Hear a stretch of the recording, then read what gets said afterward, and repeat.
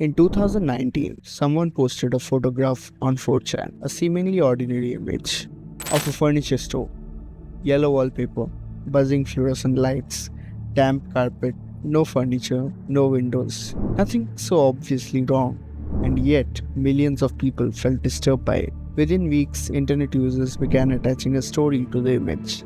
A simple idea: if you are unlucky enough to no-clip out of reality in the wrong place, you will fall into the backrooms, an endless labyrinth of empty rooms, no exits, no explanations.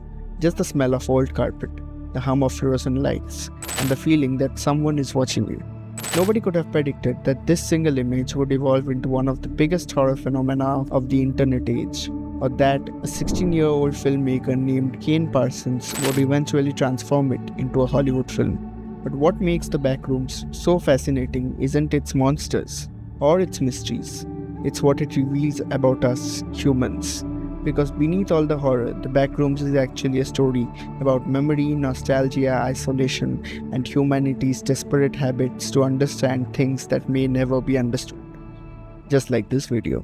Now, before we dive into the world of Backrooms, obvious spoiler warning for the film, and if you haven't watched it yet, please go and watch it in your nearest theaters because this is a theatrical experience. Now let's dive into how a single photograph became a modern myth. The original Backrooms wasn't a franchise, it wasn't a story, it wasn't even horror. It was simply a photograph posted to a 4chan thread asking users to share images that felt off. What happened next is fascinating. Thousands of strangers collectively built a mythology around the image. They invented levels, rules, creatures, survival guides, entire ecosystems. The Backrooms became one of the internet's first truly collaborative horror stories. And unlike traditional horror, it wasn't based on death. It was based on a feeling many people couldn't describe. Until psychologists and internet culture eventually gave it a name: liminality. Now, what is a liminal space? A liminal space is a place caught between two states: an empty school hallway during the holidays, a shopping mall after closing time, an airport at 3 a.m., a hotel corridor, a childhood playground after everyone has gone home. These places feel strange because they are designed for people, for crowds, but the people are missing. Backrooms takes that feeling and stretches it in infinity. And that is exactly what attracted Kane Parsons. Even in the film, there is one dialogue in the first conversation with the therapist played by Renata Reinsford, where the therapist asks Clark, our protagonist, the difference between loneliness and being alone.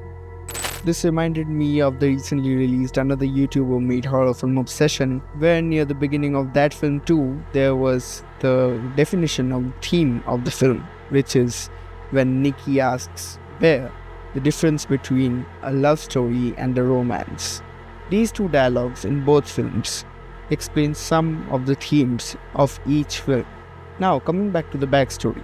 Years later, Kane Parsons would describe liminal spaces as reminders of forgotten fragments of life, poorly remembered childhood photographs, old buildings, places that feel familiar but impossible to fully remember.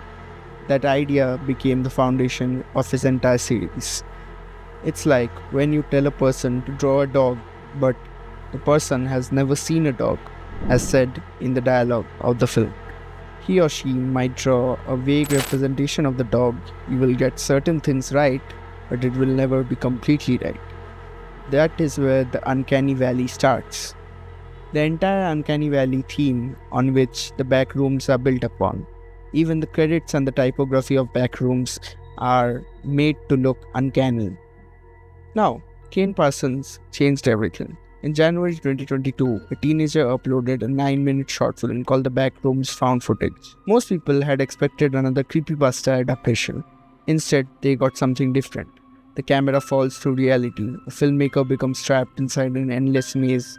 The camera becomes a character. A creature appears, but the creature isn't what the viewers remembered. What they remembered was the silence, the scale, the impossible geometry, the feeling of being somewhere that should not exist. The monster was secondary. The place itself was the horror. This became Kane's biggest innovation, all made on his own computer using Blender. While most internet adaptations focused on lore, Kane focused on atmosphere. And in doing so, he transformed the Backrooms from a creepypasta into something closer to science fiction and psychological horror, of course. Now, the Backrooms begins with the logo of this company called Async. Now, what is Async? As the YouTube series expanded, a larger narrative emerged. A corporation called Async discovers a tear in reality. Behind it lies what they call the complex. Async was a company which used to make MRI machines, as mentioned in the film. And what does an MRI machine do? Operate on the brain, an impossible dimension of endless architecture. But here's what's important. Async never asks what the complex is. They immediately ask what it can do for them. Can it solve storage problems? Can it solve transportation? Can it be monetized? Can it be controlled? The series becomes less about monsters and more about institutional arrogance and capitalism. Humanity discovers something fundamentally beyond comprehension and instantly tries to turn it into infrastructure and usability. This theme becomes the backbone of both the series and the film. Humanity's mindset of constantly thinking of utilization of things and not looking for the root cause of it. So while searching for meaning in the film Backrooms, are we truly looking in the right meaning to search for? That is exactly what the movie asks us. Or may I say, the theme of Backrooms asks us. The feature film begins with Clark, our protagonist, played by Chiwetel Ejiofor. A lonely furniture store owner struggling with alcoholism, divorce, and emotional isolation, as made very clear by the first interrogation scene. One day, strange electrical disturbances lead him towards a hidden doorway beneath his shore. Behind it lies the Backrooms. Unlike the YouTube series, the film is much more personal. The Backrooms are no longer merely a location. They begin reproducing Clark's memories, his regrets, his relationships, his failures. The spaces inside feel less like architecture and more like a damaged recreation of his own mind. When Clark disappears, therapist Mary Klein enters the Backrooms to rescue him. But the deeper she travels, the more the environment begins copying her memories as well. But before that, the second time Clark enters the Backrooms is with Kat and her boyfriend. And that is the most horrifying venture into the Backrooms for me.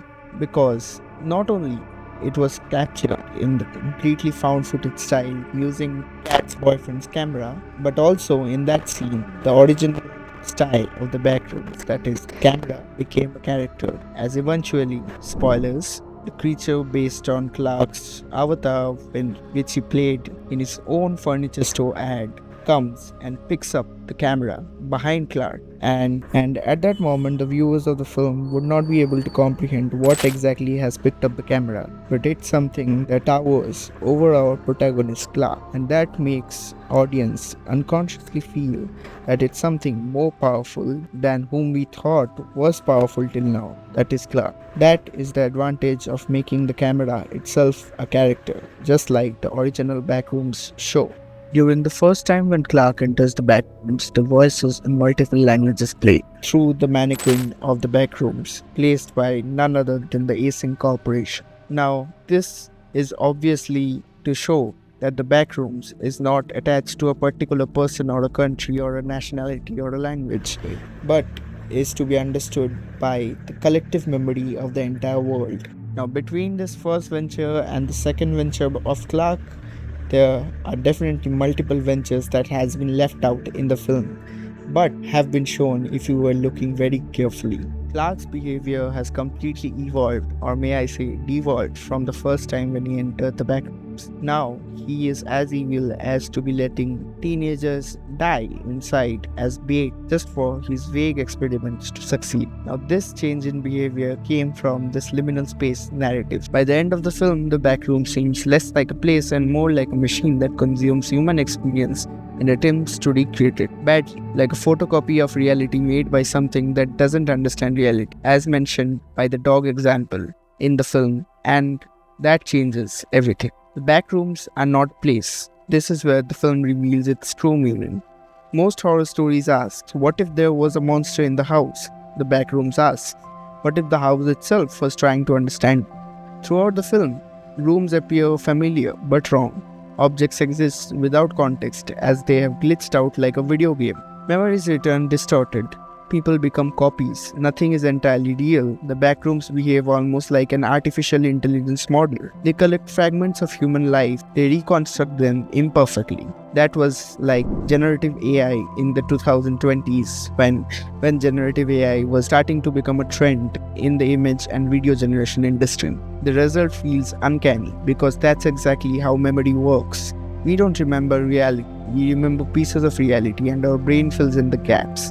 And just like this film, the Backrooms work like an AI in its early stage, or like a child in its early stage, and how a child's memory functions when he or she doesn't have all the information, but only some info and a lot of curiosity about the rest of the data.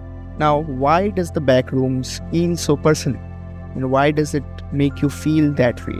Now, to understand that, think about your earliest memory. You probably remember a hallway, a classroom, gathering, a womb, maybe a supermarket, a house, but not every detail. Memory is incomplete. It preserves emotions more than facts. The backroom seems to operate according to the same principle. They recreate emotional residue rather than the physical reality, which is why they feel simultaneously familiar and alien. The complex isn't copying buildings, it's copying human memory, but poorly. The real monster here is nostalgia. This is where the film becomes surprisingly emotional.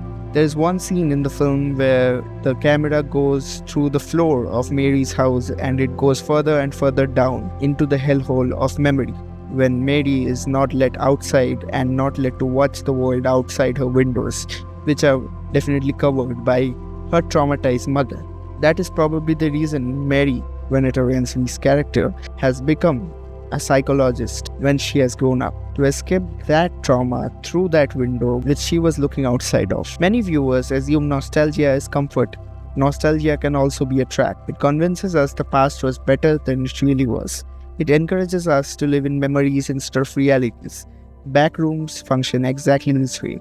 Every room feels connected to something we have lost. Childhood, community, relationships, places that no longer exist. The deeper characters travel into the complex, the more they become trapped into the idealized versions of the past. Not because the backrooms are evil, but because memories themselves can become prisons. But through these memories, it becomes a story of human habits and how humans are wired themselves. Now, my favorite dialogue from the film was when Clark says to escape from his own reality, "Well, that is how I am wired." And that brings me to the favorite scene from the film, which is the second confrontation with the therapist right inside the backrooms, where Clark's puppets, which are models of people Clark has seen sometime in his life or remembering from sometimes in his life. So they are Clark's memories shaped by the backrooms. Definitely uncanny, as they are not fully realized, as mentioned before. But in that conversation, the therapist reveals something deep about everyone of us, which is when we do something wrong, we always try to blame something or someone and get that blame off of our chest. And in that dialogue, and the therapist says that when you are late for work, you try to blame your wife. When you are late to come back home, you try to blame your work. And when you are truly caught doing something wrong, you say, "We are just wired that way, and so I deserve to be alone." But that is not true. We always try to put a blame on something or somebody, and that is a habit that not only Clark, but everyone has. From the film's opening monologue about habits and everyday life, Kane tries to explain us through the film that it's not always about looking for deeper meanings, but it's about looking for the right meaning. As often in life, to try and find something new, we always try to find something different and not try to look for the root cause of that difference. But now, let me come to why this story resonates today. The original Backrooms image appeared in 2019, and its popularity exploded during a period when millions of people felt disconnected from the world around them. Social media replaced communities, physical spaces became increasingly standardized, shopping malls died, neighborhood gatherings places disappeared, life became digital. That was during the lockdown. Many critics and commentators have connected the backrooms phenomena to the contemporary feelings of alienation and modern existential anxiety. The endless hallways reflect a generation searching for meaning inside systems that increasingly feel artificial. The greatest trick Kane Parsons ever pulled was convincing people the backrooms was about a maze or about drawing maps, as he said in the interview, because that isn't the true meaning of backrooms. The backrooms are memory without meaning, architecture without humanity, nostalgia without context, a world that remembers what life looked like but has forgotten why life mattered. Teachers were never the point, the lore was never the point, even the rooms themselves were never the point. The real horror of the backrooms is the possibility that we spend our lives searching for meaning, only to discover that the meaning was never hidden inside some secret room, that we were just looking at the wrong places, and that is our habit, that is human habit. It was hidden inside the ordinary moments we were too busy to appreciate because they became memories. And that's why, years after a random photograph appeared on the internet, we still can't stop thinking about those yellow walls, because those are the feelings of the memories which are being reconstructed and not the exact memories. Because somewhere deep down, they remind us of places we have already left behind.